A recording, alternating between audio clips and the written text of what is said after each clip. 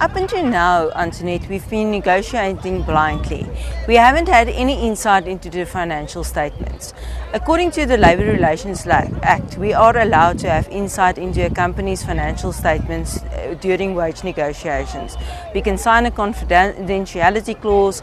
There's various ways to ensure that your financial statements are not made public.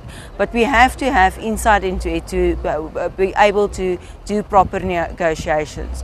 Bombela simply refuses to give it to us.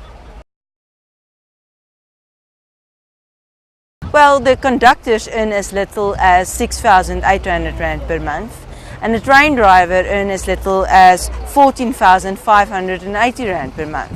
So it's very, very low salaries.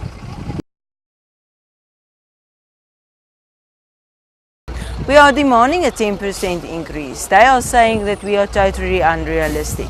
We are saying, well, the proof will be in the pudding. Show us the financial statements. Then we would be able to see, is our demand unrealistic or not. But until we have insight into that, no one, it's purely speculation.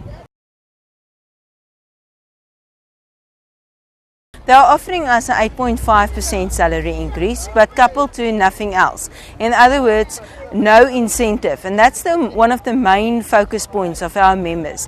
They see every year that their managers get an incentive award for the operational performance of the Gautrain. They want gain sharing. They want to have that same performance award, and they're not getting anything. In principle, the employer agreed they will be able to get an incentive award, but then the employer realized they wanted to share in the profits of the company, and then the game changes once again, because the employer is saying we've got one basket for wages, you're going to get an incentive out of your basket. So you will be saving out of your wage basket for your own incentive, and that's not what our members want. Well, currently, the housing allowance is only 750 Rand. Now, the route where the Gautrain is operating on is from Hatfield, Centurion, Sandton, Rosebank, Marlborough, Park to Park Station. It's a very expensive upmarket area. None of our members can afford to live there. They earn too little to qualify for a bond, but they earn too much to qualify for an RDP house. So they can't even qualify for proper housing. And with 750 Rand, they can't even rent a room near work.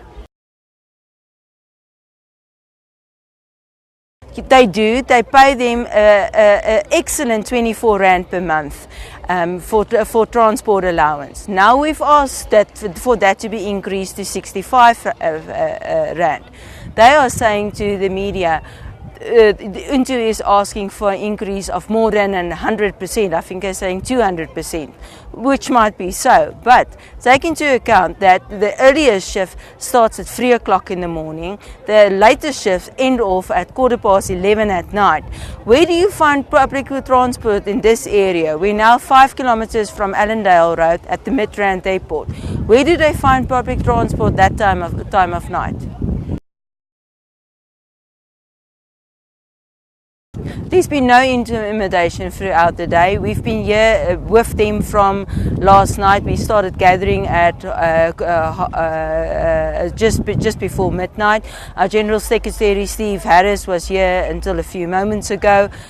We've got 2 Deputy General Secretaries present with our members, myself and Pieter Greiling.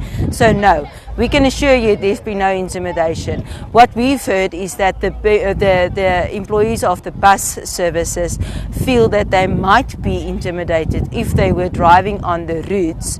We said, well, we're only here in front of this depot today. There's nowhere else where our members are picketing or striking at all, so there's no chance of that. But they've decided not to bring out their buses at all. Well, we're quite shocked in the action that the police took. After our members were assured that there won't be buses coming out because the bus drivers themselves felt intimidated. After 12 o'clock, a bus came out. Spontaneously, the members chanted and started dancing and sang Hamba to the bus.